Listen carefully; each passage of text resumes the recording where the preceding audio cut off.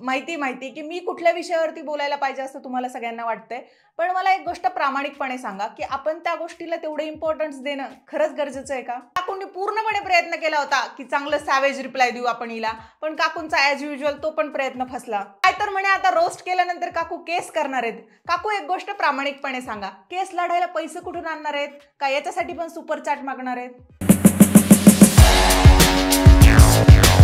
युट्यूबरच्या काही अशा बायका आहेत ज्यांचा संसार आणि त्यांचे नवरे त्यांना कायमचे सोडून गेलेत, तरी देखील ते मला लग्न करण्याचे सल्ले देत आहेत.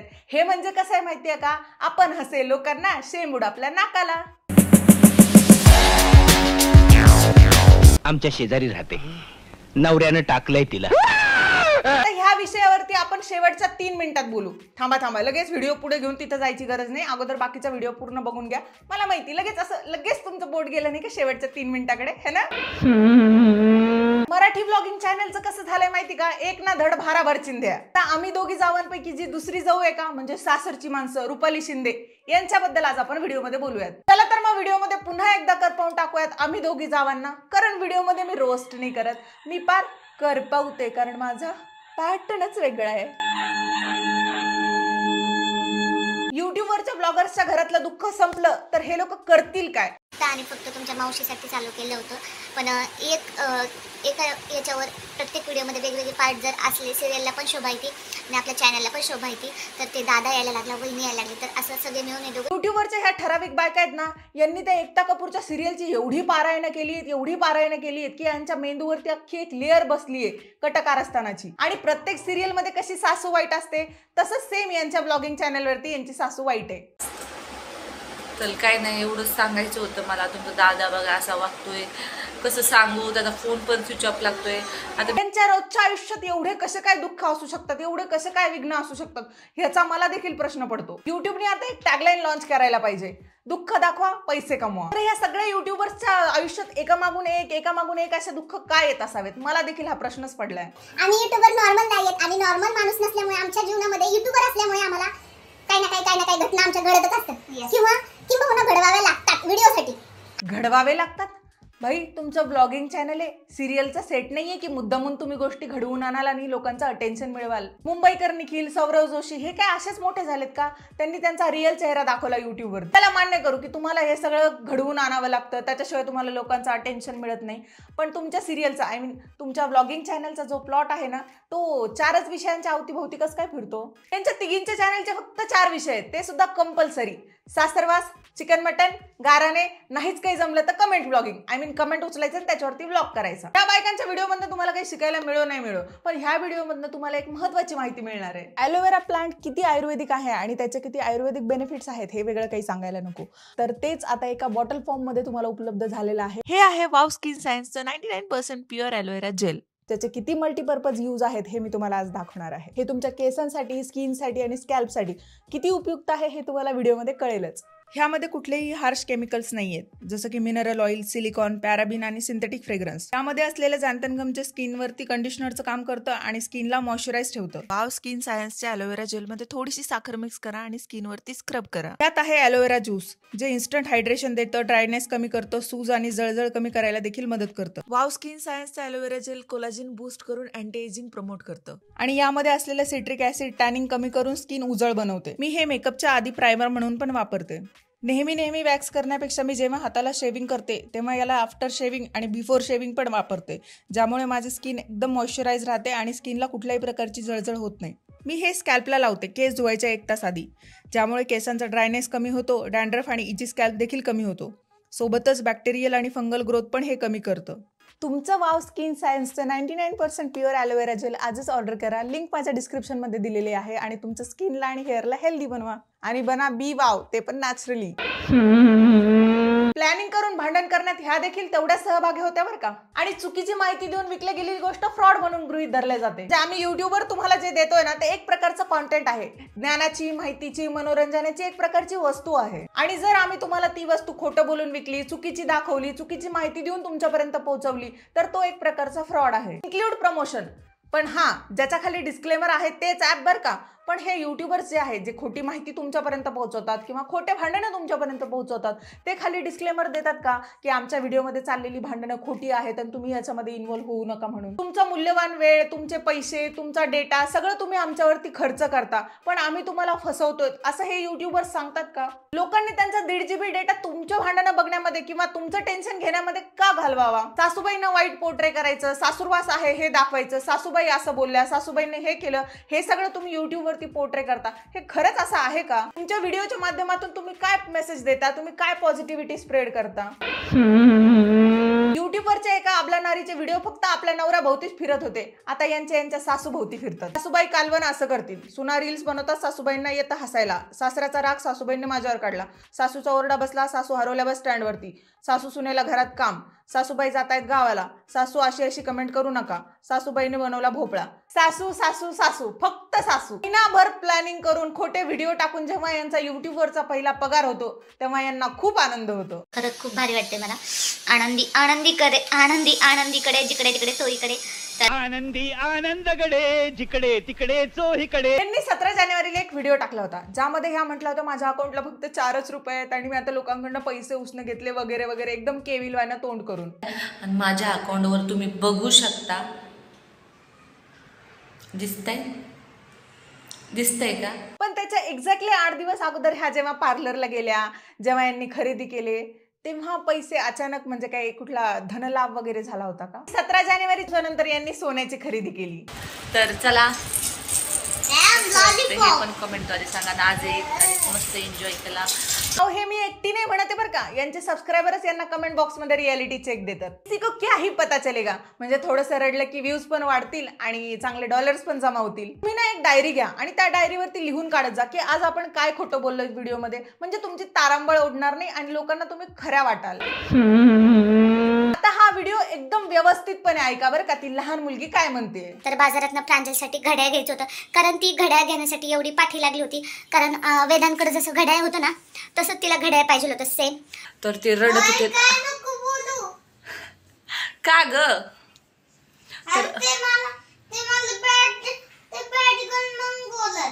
इतकुशा लहान लेकराला कळतं की आपल्या आईनं आपल्याबद्दल वाईट बोलू नये व्हिडिओमध्ये, कारण तर लोक आपल्याला बॅड गर्ल म्हणतील. नेहमीप्रमाणे ह्या ब्लॉगर्स लोकांना त्यांच्या लहान मुलांच्या भावनांचं, त्यांच्या प्रायव्हसीचं काही एक घेणं देणं नाहीये. निदान हा व्हिडिओ जर कुणी बघत असेल नातेवाईक, त्याच्यामुळे हा व्हिडिओ पोस्ट करते. आणि हे भारी आहे, म्हणजे कुणाला कॉल नाही करायचा, व्हिडिओ अपलोड करायचा, सगळ्यांना त्याचे नोटिफिकेशन जाणार आणि मग त्यांना कळणार की तुमच्या घरात नेमकं काय चालू आहे. आणि मग एखादा नातेवाईक तुम्हाला फोन करून विचारणार की अरे तुमची आई तर रुसून आमच्या घरी आली आहे बरं का, आणि हे पण कमेंटमध्ये सांगणार बरं का, कॉल करून नाही सांगणार. आणि मग परत हे कमेंट उचलणार आणि त्याच्यावरती व्हिडिओ करणार की अशी कमेंट आली आमच्या नातेवाईकाची आणि आई आमची त्यांच्या घरी आहे. इतका अविकसित मेंदू कसा काय असू शकतो कुणाचा. त्याच्यावर आता मला व्हिडिओ आलता की नको करू व्हिडिओ पोस्ट, तर मी पण नाही व्हिडिओ काढणार, तू पण नको काढत जाऊ, म्हणजे माझ्या विषयी नको काढू, पण मला काढणं भाग आहे. अरे बरोबर आहे, तुम्हाला त्यांच्या पर्सनल आयुष्यावरती व्हिडिओ बनवणं भाग आहे नाही का, म्हणजे हा पर्सनल लाईफचा बाजार नाही मांडला तर व्ह्यूज कसे येतील, पैसे कसे येतील. त्यांचे 60,000 सबस्क्रायबर कसेच झाले याचा मला प्रश्न पडतो. म्हणजे अख्ख्या व्हिडिओमध्ये, म्हणजे यांचे जेवढे केवढे ब्लॉग आहेत, कुठलाही ब्लॉग उचलून बघा, एकाही ब्लॉगमध्ये काहीही क्रिएटिव्ह नाहीये, एकाही ब्लॉगमध्ये काहीही शिकण्यासारखं नाहीये. मी याच्या अगोदर 2दा भांडे घासले होते, 2दा, पण मी ते व्हिडिओ दाखवले नाही, म्हटलेले पसारा दिसले. अरे यार, आता लोकांना झोप कशी येईल, तुम्ही 2 वेळेस कसे भांडे घासले हे लोकांनी पाहिलं नाही ना. सांगतो आमचे व्हिडिओ कुठपर्यंत बघते ते सगळे. पप्पा त्यांना चवचव करायला लागले, काय झालं नेमकं काय नाही. आणि गावाकडे कसं असतं, लय अवघड असते गावाकडचे माझं. हो, गावातले लोक बोलणार, आई वडिलांना चावचाव करणार, कारण आपण आपल्या पर्सनल लाईफचा बाजार मांडलाय ना युट्यूबवरती. इतंभूत माहिती आपण युट्यूबवरती सांगतो, मग लोकांना कळतं की ह्यांच्या घरात नेमकं काय चाललंय. मग ओळखीतले लोक विचारत असतात प्रश्न. काय अभिमानाची गोष्ट आहे नाही का, म्हणजे तुमच्या भांडणांचे व्हिडिओ कुठपर्यंत बघितले जातात. युट्यूबवरती झाकलीमुठ 1.25 लाखाची असा प्रकारच नाही राहिला. कसं काय सांगा वाटतं सगळ्या गोष्टी युट्यूबवरती. मला तर इतकं पर्सनल आयुष्य जगायला आवडतं ना, म्हणजे मी कुणासोबत जाते, कुठं फोटो काढते, ह्या गोष्टी पण शेअर करताना मी 10 वेळेस विचार करते. मग भेटूया अशा पुढच्या नवीन व्हिडिओमध्ये, आणि तोपर्यंत बाय सर्वांनी आपापले काय. पुढच्या नवीन व्हिडिओमध्ये तुम्ही असं काय नवीन करणार आहेत. सेम टू सेमच तर करतात तुम्ही रोज. आजच्या व्हिडिओची झेरॉक्स कॉपी, तेच भांडी, तेच चिकन, तेच मटन, तीच भाकरी आणि उरलं सासूची गाराने. तर कुठेतरी वाईट पण होते, तुम्ही सपोर्ट नाही करत आहे पहिल्यासारखा, तर सपोर्ट करत राहावा, कारण खूप भयानक चालली माझी परिस्थिती सध्या खरंच. लोकांनी तुमच्या व्हिडिओला प्रेम देणं का कमी केलं याचा विचार केलाय का कधी? प्रत्येक लोकांना तुमचं तेच रडगाणं बघायला का आवडेल? काय नाविन्यपूर्ण असते तुमच्या व्हिडिओमध्ये? काहीच नाही. म्हणजे मी तुमचा जेव्हा रिसर्च करत होते ना, प्रत्येक व्हिडिओमध्ये सेम टू सेम कहाणी आहे, काहीच फरक नाहीये, फक्त कॅरेक्टर बदलतात. तुम्हाला जर असं वाटत असेल ना की तुमच्या व्हिडिओवरती लोकांनी प्रेम करावं, तुम्हाला व्ह्यूज द्यावे, तर एक काम करा, तुमच्या ब्लॉगिंग चॅनलमध्ये अर्धा चमचा क्रिएटिव्हिटी आणि 1.5 चमचा चांगले ब्लॉग ऍड करा. आज मिस्टरचं माझं भांडण झालं. ह्या 7 मिनिट 27 सेकंदाच्या ब्लॉगमध्ये हे कुठेच भांडले नाहीत बरं का. 2 मिनिट 49 सेकंद ते 5 मिनिट 11 सेकंदापर्यंत ह्या कॅमेरा समोर फक्त उभ्या होत्या, काहीही बोलत नव्हत्या. त्यालाच तर म्हणतात क्रिएटिव्ह ब्लॉगिंग. अरे यार, मी तर विसरूनच गेले होते. यांच्यासाठी ब्लॉगिंग म्हणजे असं फक्त मोबाईल धरायचा आणि बोलायचं, फक्त रडगाणच सांगायचं, बाकी काही नाही. आपण एखाद्याला घरगुती म्हणजे घरात बसून त्यांना मी इन्कम चालू केली. कुणाला नकोय, फक्त बोलायचंय, व्हिडिओ काढायचा, मोबाईल हातात धरायचा, नुसतं असं कॅमेऱ्यासमोर बोलायचंय. एवढं सोपं होतं आणि ते चॅनल मी खास मम्मीसाठी ओपन केलं होतं. मेहनत थोडी करायची आपल्याला, फक्त बोलायचंय, बाकी काहीच करायचं नाहीये. मेहनत केल्यावरती थोडीच पैसे भेटणार आहेत आपल्याला, तर फुकटचा पैसा येतो आपल्या घरातलं रडगाणं सांगून. कळतं की मी हिला फोन केला त्याच्यामुळे मग व्हिडिओ कॉल करतो. हा, रूम मध्ये जाऊन मग कधी बोलायचं असलं तर बोलतो. आणि प्रीतीला सांगितलं की त्यांना असं सांगूच नको की मी तुमच्या कॉन्टॅक्ट मध्ये आहे म्हणून. ह्या बायका खरंच इतक्या भोळ्या आहेत की भोळ्यापणाचं नाटक करतात. आय मीन, तुम्ही एकमेकींशी चोरून कसं फोनवरती बोलतात हे तुम्ही जगजाहीर सांगतायत. म्हणजे घरी तर कुणाला कळणारच नाहीत ना ह्या गोष्टी, घरी तर त्यांना नोटिफिकेशन जाणारच नाही. भाई, मला पण एवढं भोळेपण पाहिजे माझ्या आयुष्यात. अगले जन्म मोहे भोळा ही कीजो देवा. तारे जमीन पर. उद्या ताईंचा व्हिडिओ येणार बरोबर 12:30ला. जे ताईंना पसंत करतात त्यांनी बघा चॅनल, आणि ज्यांना निगेटिव्ह कमेंट काय बोलतात, निगेटिव्ह कमेंट करणारे त्यांनी नाही बघितलं तरी चालत, पण चांगले. बहन, किती तो ड्रामा. त्या थंबनेल मध्ये असं करून जो काही फोटो काढलाय, जाऊबाई खूप रडल्या. अख्ख्या व्हिडिओमध्ये तुमच्या डोळ्यातून थेंबर अश्रू पण बाहेर नाही निघाले. अरे यार, सिंपती गेम कोण खेळणार? सिंपती कार्ड नाही खेळले तर कसे व्ह्यूज येतील, कसे पैसे येतील? बस कर पगली, अब क्या रुलाएगी क्या? इतकं पण नव्हतं सांगितलं मी बोलायला. बस बस, भेटली आता सिंपती. उद्या ब्रँडचा व्हिडिओ टाकते. थोडं थोडं सांगन प्रॉब्लेम तुम्हाला. आता एका खटीत सर्व सांगणार नाही आहे. टाईमची जशी जशी परवानगी येईल त्या हिशोबाने सांगेन, पण आता मी थोडंसंच सांगते. सध्या त्यांना हा, जसं जसं ताईंना पुढची स्क्रिप्ट सुचेल ना, तसं तसं त्या तुम्हाला फॉरवर्ड करतील. मग तुम्ही तुमच्या सिरियलचा पुढचा एपिसोड शूट करा. करू नका, कारण लोक कसे जळणारेच असतात. जळणारी लोक म्हणजे नेमकं काय? तुम्हाला असं तर नाही ना वाटत की तुमचा व्हिडिओ आल्यानंतर लोक स्वतःच्या अंगावरती रॉकेल ओतून घेत असतील आणि जेव्हा तुम्हाला पैसे भेटतात, जेव्हा तुमचा व्हिडिओ खूप चालतो, त्यावेळेस ते स्वतःला पेटून घेत असतील? यांनी यांच्या जावेच ऐकून खूप दिवसानंतर केला पहिला व्हिडिओ, असा यांनी एक व्हिडिओ टाकला आणि त्याच्या सुरुवातीला ह्या रडल्या.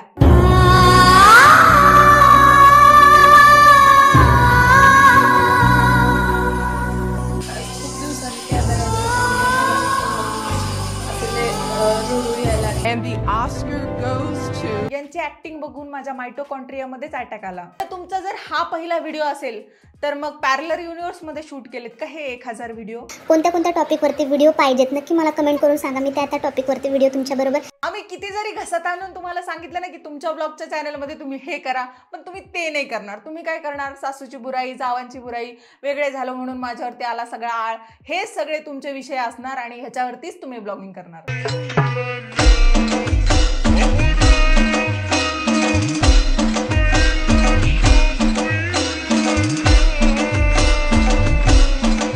स्वतः किचन मध्ये डान्स करताना सासू येते की काय असं दाखवायचं, मी किती घाबरते हे दाखवायचं आणि तो व्हिडिओ सोशल मीडियावरती पोस्ट करायचा. माय गॉड, म्हणजे बाकीचे नातेवाईक तर बघतच नसतील हा व्हिडिओ, सासूला काही सांगतच नसतील की तुमचं सुना युट्यूबवरती डान्स करतात म्हणून. अगं आई ग, कितीच तो भोळेपणा प्रेक्षकांचा पण आणि यांचा पण. त्यांची ही थुकरट ऍक्टिंग बघून माझ्या मज्जातंतूमध्ये बुडबुडे आले. सहस्त्र बुद्धि. Give me सर, कौन बोल रहे हैं? पर शब्द हमारे हैं. एका ब्लॉगरनी चॅलेंजच्या नावाखाली आपल्या 10 वर्षाच्या मुलाला बीन बॅग वरती झोपायला लावलं, ते पण 1-2 दिवस नाही, चक्क 1 वर्षासाठी. व्ह्यूज आणि डॉलर्सच्या पुढे हे लोक स्वतःच्या लहान मुलांच्या मनावरती काय परिणाम होईल, इव्हन त्यांचं मानसिक आरोग्य कसं खराब होईल याचा देखील विचार करत नाहीत. एका अमेरिकन फॅमिलीने चक्क चॅलेंजच्या नावाखाली आपल्या मुलांमध्ये भांडणं लावून दिली, त्यांना मारामाऱ्या करायला भाग पाडलं. ते मुलं रडत होते, विनंती करत होते की शूट बंद करावा. जेव्हा हा सगळा शूट ऑन एअर गेला, त्यानंतर अमेरिकन पोलिसांनी त्यांना अटक केली आणि हे चॅनल कायमचं बंद करण्यात आलं. अनेक युट्यूब चॅनल व्ह्यूजच्या नावाखाली नकळत नकळतपणे आपल्या मुलांचं एक्सप्लॉयटेशन करतात. ते आजारी असताना, त्यांना लागलेले असताना देखील त्यांचा शूट करतात. असे जवळपास 200च्या वरती चॅनल अमेरिकन गव्हर्नमेंटने बॅन केले आणि लाखो व्हिडिओ देखील युट्यूबवरनं काढून टाकले. एका ब्लॉगरने सांगितले त्याच्या 6 महिन्याच्या मुलीला कॅन्सर आहे. त्यानंतर त्यांनी 1.5 महिन्यानंतर परत एक व्हिडिओ रिलीज केला आणि त्यामध्ये त्यांनी सांगितलं की आम्ही तर फक्त एक प्रँक करत होतो. असे कित्येक खोटे प्रँक हे युट्यूबर्स आमच्या सोबत करतात आणि लाखो व्ह्यूज कमवतात आणि लाखो पैसे देखील कमवतात. हे शिव्या देणारे अभिजित युट्यूबरला देखील युट्यूबने बॅन करून टाकलं, त्यांना कायमचं रेस्ट्रिक्ट करून टाकलं आणि त्यांना अटक देखील करण्यात आली. हे सगळं सांगण्यामागचा उद्देश असा की काही मराठी क्रिएटर्स जे आहेत ना, तर त्यांना असं वाटतं की आमचे तर आता लाख 2-2 लाख सबस्क्रायबर झाले, आम्हाला तर कुणी काही करू शकत नाही. पण जेव्हा तुमचं चॅनल कंटिन्युअसली रिपोर्ट होतं चाइल्ड अब्यूज किंवा अब्युझिव्ह कॉन्टेंटमध्ये, तेव्हा तुमचं चॅनल देखील बॅन होऊ शकतं. त्यामुळे जर काही ब्लॉगर्स लोकांना असं वाटत असेल ना की आपण हिला शिव्या दिल्या आणि आपण हिला शिव्या देऊन खूप मोठा तीर मारला,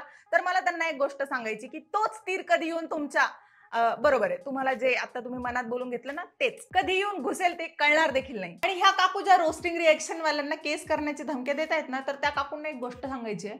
काकू, तुमच्या काही क्लिप इंटरनेटवरती असा फिरतायत ना ज्यामध्ये तुम्ही चाइल्ड सेक्शुअल अब्यूज केलेले आहे आणि ती जी क्लिप आहे ना ती महिला व बाल विकास आयोगाकडे गेली ना, तर तुमचं खायप्यायचे वांदे होतील, एवढं लक्षात ठेवा. कारण तुम्ही बऱ्याच लहान मुलांचा नको तिथं हात लावलेला आहे किंवा त्यांच्याशी नको त्या गप्पा मारलेल्या आहेत. ह्या देखील क्लिप इंटरनेटवरती आहे, हे थोडंसं लक्षात ठेवा. त्यामुळे आपण जे सॅवेज वगैरे बनवून मला रिप्लाय दिलाय ना, थोडंसं जरा विचार करा की आपण काय केलंय नेमकं. लोकांनी तुमचं चॅनल ऑलरेडी अब्युझिव्हमध्ये रिपोर्ट केलेलं आहे. लोक फक्त तुमच्या लहान मुलाकडे बघून गप्प बसतात. आणि तुम्हाला जर असं वाटत असेल ना की आपण आपल्या व्हिडिओमध्ये खूप सॅवेज बनलो किंवा हिला घाणघाण शिव्या दिल्या, खूप भारी केलं, तर काकू ऑलरेडी लोकांनी तुमचं चॅनल रिपोर्ट केलेलं आहे. त्या रिपोर्ट केलेल्याचे स्क्रीनशॉट देखील माझ्याकडे आलेले आहेत. आणि तुम्हाला जर तुमचं चॅनल आणि रोजीरोटी वाचवायची असेल ना, तर कॉन्टेंट सुधारा स्वतःचा. मिलियन सबस्क्रायबर असणाऱ्या लोकांचे चॅनल जर बंद पडू शकतात ना, तर तुमकीच जाडकी पत्ती हो. So that is it for today guys. जर तुम्हाला हा व्हिडिओ आवडला असेल तर व्हिडिओला लाईक करा, शेअर करा, माझ्या चॅनलला सबस्क्राईब करा. तोपर्यंत सदा खुश राहा आणि सदा कूल राहा. आणि हो, मला इंस्टाग्राम आणि फेसबुकवरती फॉलो करायला विसरू नका. आणि या सेकंड चॅनलची लिंक आपल्या डिस्क्रिप्शनमध्ये दिलेली आहे. आणि सगळ्यात महत्त्वाची गोष्ट म्हणजे 99% प्युअर ॲलोवेरा जेल जे आहे वाव स्किन सायन्स, लिंक माझ्या डिस्क्रिप्शनमध्ये दिलेली आहे. तिथे जा आणि आत्ताच ऑर्डर करा. बी वाव नॅचरली. तेरा पगली फूला पापा है पापा है पापा है पापा है मेरा पगली प्रियंका चोपड़ा तेरा पगली फूला